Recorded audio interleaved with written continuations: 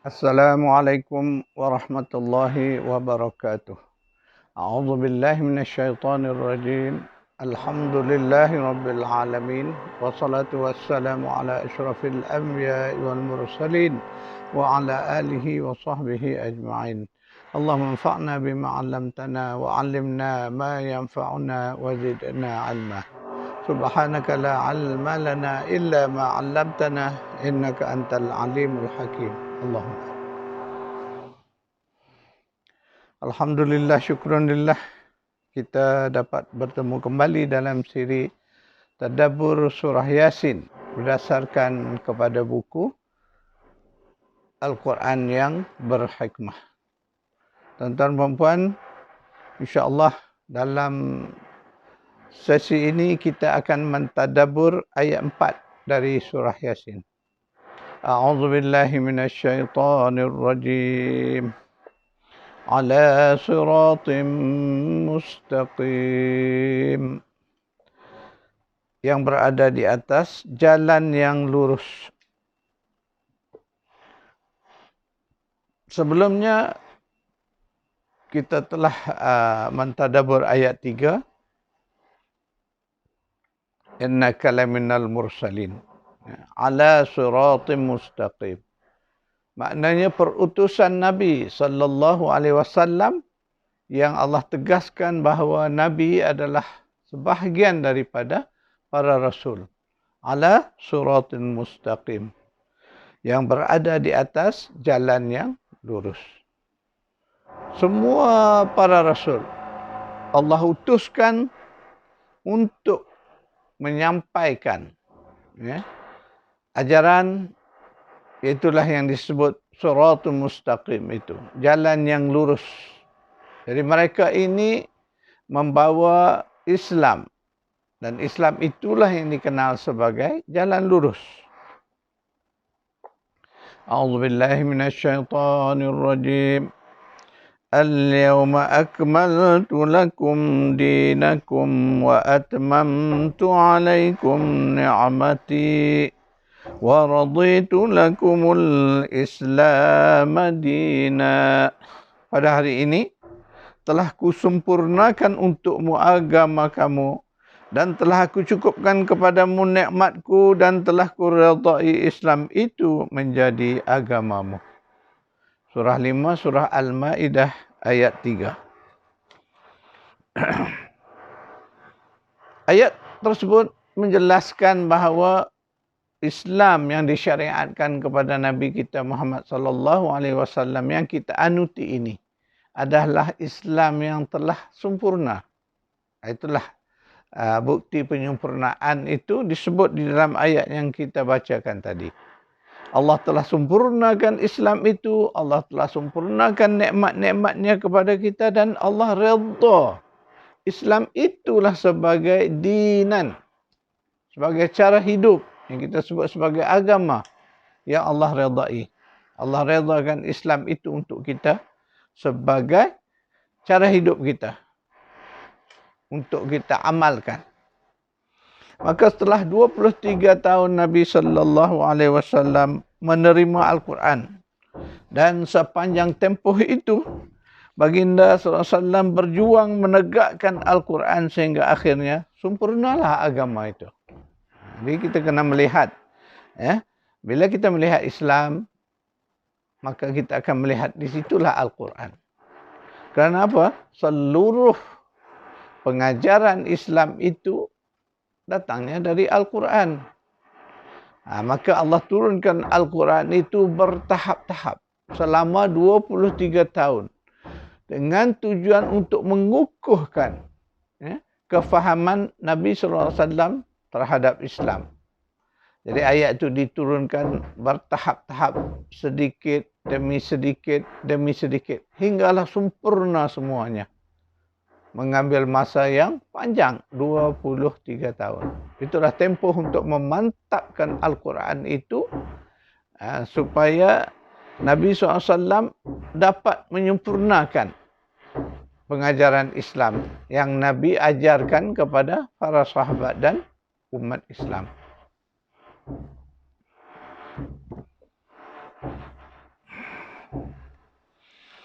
Akhirnya agama Islam yang disyariatkan kepada Nabi SAW ini kekal. Kerana kita melihat kekalnya Islam itu, Allah kekalkan Al-Quran itu sendiri. Dan ini satu jaminan yang Allah sebut di dalam Al-Quran. A'udzubillahi minasyaitonirrajim. Inna nahnu nazzalna dzikra wa inna lahu lahafizun. Sesungguhnya kamilah yang telah menurunkan az-zikr, Al-Quran itu. Dan sesungguhnya kamilah yang benar-benar memeliharanya. Itulah janji Allah disebut di dalam suratul Hijr. Surah 15 ayat 9. Allah memastikan bahawa Al-Quran itu kekal terjaga, terpelihara, kekal murni, asli sebagaimana diturunkan dahulu. Sehinggalah ke zaman kita hari ini, kita telah melalui tempoh waktu 1443 tahun. Lamanya. Alhamdulillah kita melihat Al-Quran masih dalam bentuk asli. Tidak dapat diubah oleh tangan manusia. Di sinilah kita melihat janji Allah yang kita bacakan dalam ayat surah Hijr ayat 9 tadi. Bahawa Allah menjaga, Allah memelihara Al-Quran itu. Sehingga tidak dapat diusik, disentuh oleh sesiapa pun. Sedangkan kita melihat berapa banyak kitab-kitab sebelumnya, khususnya yang selalu disebut dalam Al-Quran, iaitu pertama Taurat, kedua Injil. Kedua-dua kitab ini diubah oleh pengikut-pengikut ajaran yang dibawa oleh Nabi Musa dan juga Nabi Isa alaihissalam. Kita melihat kedua-duanya sudah rosak binasa. Dirubah, ditulis semula oleh orang-orang Yahudi dan Nasrani. Sehingga tak ada lagi keasliannya. Maka antara sebab Al-Quran diturunkan ialah untuk menyempurnakan kembali kitab-kitab Allah. Sebab itulah sering disebut bahawa Al-Quran itu membenarkan kitab-kitab terdahulu. Iaitulah khususnya Taurat dan Injil. Kerana ajaran pokok ataupun ajaran dasar kepada Taurat dan juga Injil adalah sama, iaitulah mentauhidkan Allah. Menentang perbuatan-perbuatan syirik dan kesesatan. Jadi ciri-ciri itu terus dipertahankan oleh Al-Quran.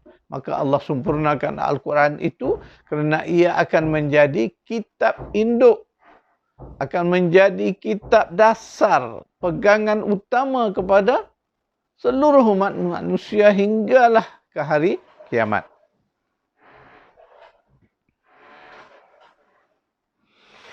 Jadi kita bersyukurlah kerana kita diberikan Al-Quran, kemudian Allah jaga Al-Quran itu agar ianya kekal. Ini satu rahmat besar dari Allah Subhanahu wa taala kepada kita. Bayangkan apa yang telah terjadi kepada Taurat dan Injil. Habis, rosak, binasa kerana perbuatan para rahib dan orang-orang alim dari kalangan orang Yahudi dan Nasrani. Mereka berani merubah ayat-ayat Allah. Mereka menyembunyikan kebenaran yang mereka benar-benar tahu demi kepentingan diri mereka sendiri. Alhamdulillah kita melihat Al-Quran tidak menerima nasib sebagaimana kedua kitab tersebut. Kerana Allah memelihara.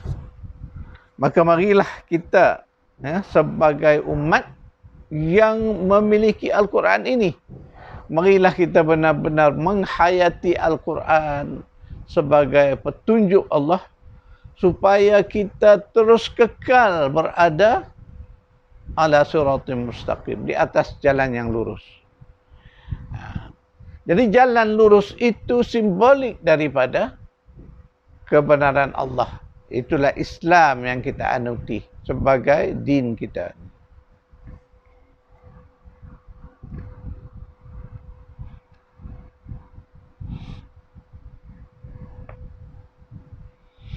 kita melihat Nabi SAW sebagaimana para rasul sebelumnya juga menghadapi cabaran yang serupa, yaitu di saat Nabi SAW membawakan kebenaran daripada Allah,